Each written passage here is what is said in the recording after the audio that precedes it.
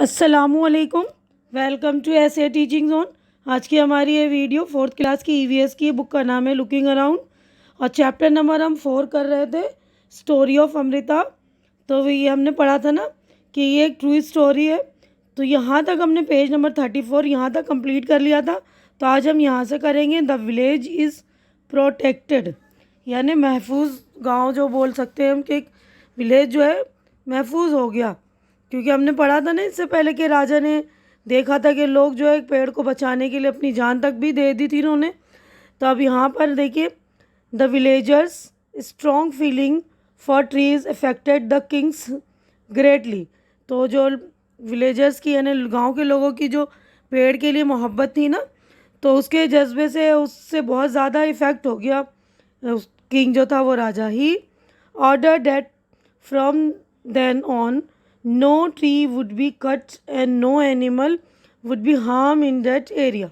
तो उसने उसके बाद जो है ऑर्डर दे दिया, हुक्म दे दिया कि कोई भी पेड़ नहीं काटे जाएंगे इस इलाके में और किसी भी जानवर को नुकसान नहीं पहुंचाया जाएगा। Even today almost 300 year later the people of this area call Bishnois continue, यानी इस एरिया के जो लोग थे आज 300 साल पहले भी जो इस एरिया में वो लोग जो है बिशंस कहलाते हैं, बिश्नोइस कहलाते हैं। तो आज लोग उन्होंने वो चीज़ कंटिन्यू करी। कंटिन्यू टू, ये वाला पेज हमारा कंप्लीट हो गया। अब हम नेक्स्ट पेज पर चलते हैं। Continue to protect plant and animals, यानी उन्होंने आज तक उस चीज़ को जारी रखा, आज तक कंटिन्यू किया। Even though in the middle of the desert this area is green and animal roam freely without fear, यानी इस एरिया में जो अभी डिज़र्ट वाला एरिया है, मतलब रेगिस्तान वाले एरिया में होने के बाद भी ये इलाका जो है अभी भी ग्रीन है और जानवर जो यहाँ बग़ैर किसी डर के आज़ादी से घूमते हैं वहाँ। Do you remember that in class 3rd you had met a tree your friend, how is your friend now.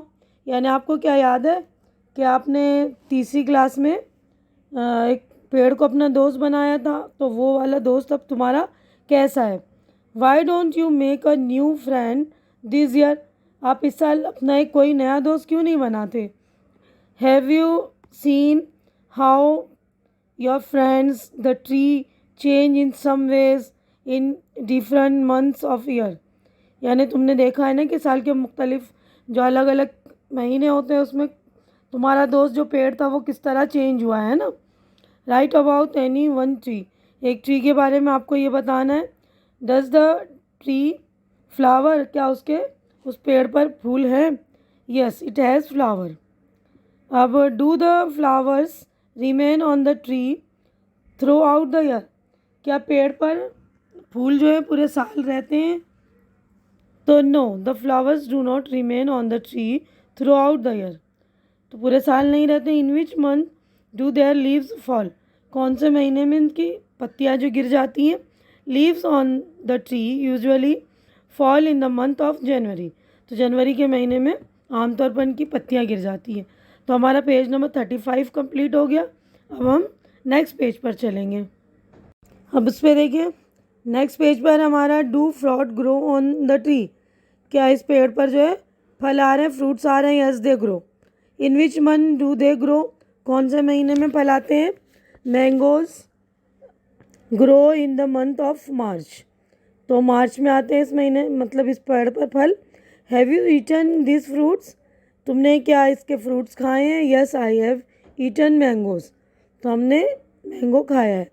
Sometimes back you have read in the newspaper और seen on TV how some film actor had to face legal action for hunting a black buck, कुछ अर्सा पहले तुमने ख़बर पढ़ा होगा ना अखबार में या टीवी पर न्यूज़ सुनी होगी कि किस तरह कुछ जो टीवी के एक्टर होते हैं या फिल्म के एक्टर जो होते हैं उन्होंने काले हिरणों का शिकार करने की वजह से उनको पर लीगल एक्शन लिया था ना, यानी कानूनी कार्रवाई से उनको गुजरना पड़ा था।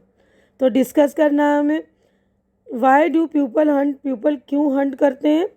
There are rule against hunting of some animals, people can be punish for hunting, why do you think there is the punishment.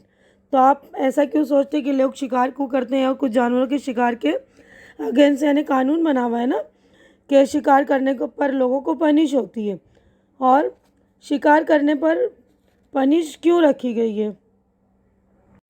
तो देखिए उसका आंसर, ये डिस्कस वाला पहला क्वेश्चन था कि पीपल क्यों शिकार करते हैं, तो इसका आंसर है टू ईट यानी खाने के लिए, और उसके बाद for their skin and bones, उसकी स्किन और हड्डियों के लिए, एंड फॉर फन ऑल्सो, कभी कभी वो लोग फ़न के लिए भी करते हैं, मज़े के लिए। अब सेकंड था कि कुछ रूल बने हुए ना शिकार करने के, तो उनको सज़ा भी मिलती है, तो सज़ा क्यों मिलती है ना। तो आंसर है provision for this punishment has been made to save animal, यानी एनिमल को सेव करने के लिए ये सज़ाएं या पनिशमेंट दी जाती हैं, है ना। तो दोनों के आंसर अच्छी तरह से आप देख लीजिएगा। तो देखिए हमने यहाँ तक 2 क्वेश्चन के आंसर कर लिए ना। नेक्स्ट बढ़ते आगे हम।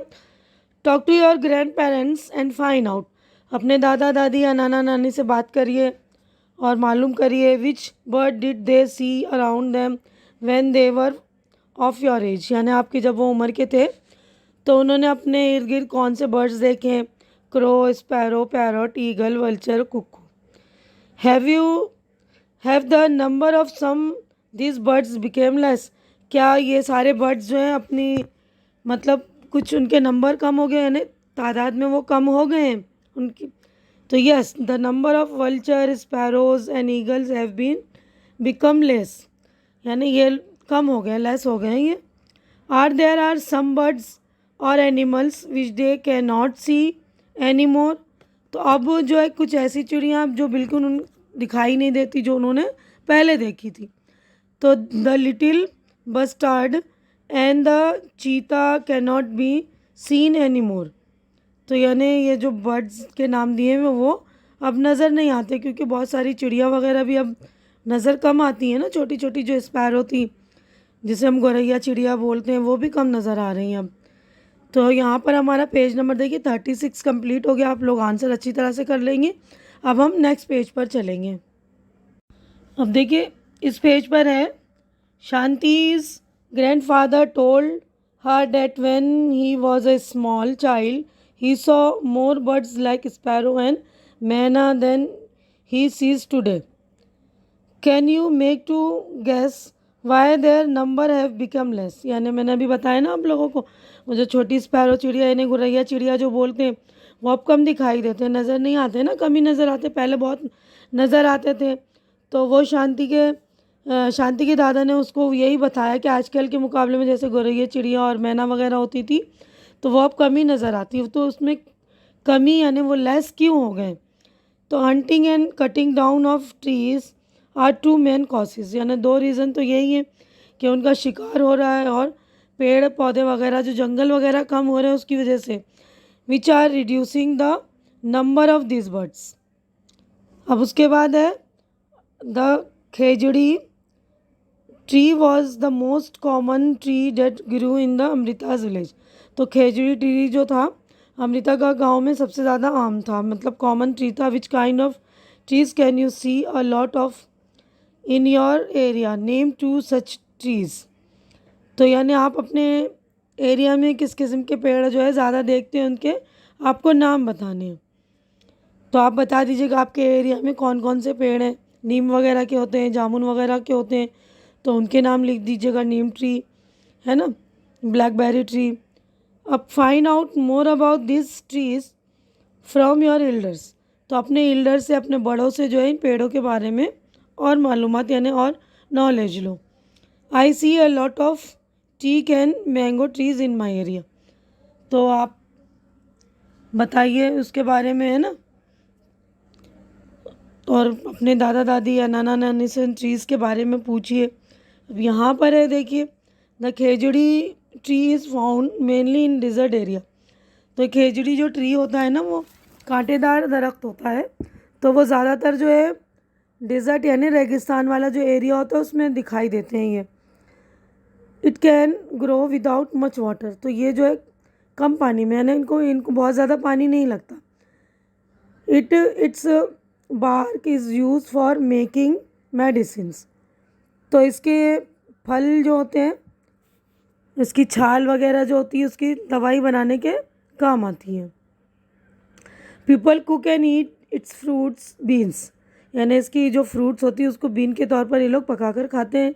It's foods is such that it will not be effected by insect. तो इनके जो लकड़ियाँ होती है कीड़ों मकोड़ों से इफ़ेक्ट नहीं होती, यानी इनमें कीड़े नहीं लगते। Animals in this area eat the leaves of the खेजड़ी।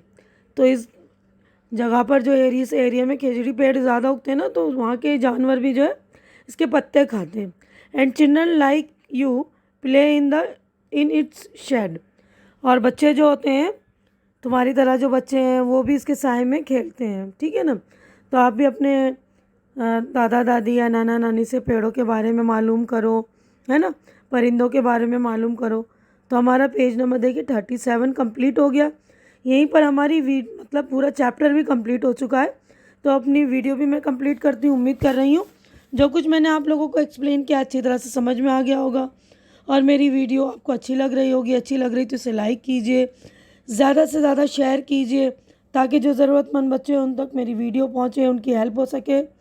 और मेरे चैनल को आप लोग सब्सक्राइब करके आप मेरी भी हेल्प कीजिए, मेरी भी हिम्मत बढ़ाइए, और मेरी वीडियोस देखा कीजिए, दूसरों को भी सजेस्ट कीजिए मेरी वीडियोस के बारे में। और मेरे चैनल को सब्सक्राइब करके आप लोग मेरी हेल्प कर सकते हैं। उम्मीद है कि आप लोगों को मेरी वीडियोस पसंद आ रही होंगी। हमारी अगली मुलाकात इंशाल्लाह नेक्स्ट चैप्टर में होगी। तब तक के लिए आप लोग अपना ख्याल रखिए, मुझे दुआओं में याद रखिए। अल्लाह हाफिज़।